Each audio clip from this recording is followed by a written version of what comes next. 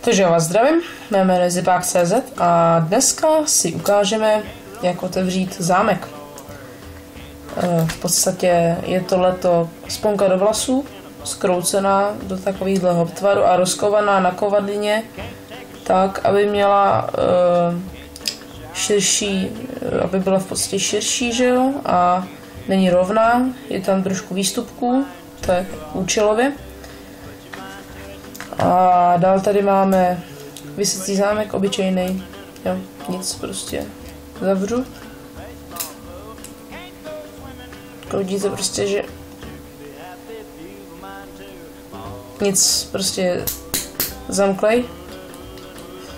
Tak, já si tohleto vezmu, buď to u takových visecích zámků, který mají úplně mikrozámečky, se to dělá vibrační metodou prostě, že ten zámek se snažíte prostě co nejvíc rozšoupat, anebo potom páčící metodou, která to vypadá nějak takhle. No, takže zámek jsme otevřeli, ještě jednou pro ukázku.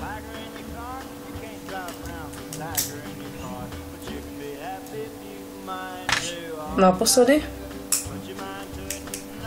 Vidíte? Není v tom žádný trik. Tak.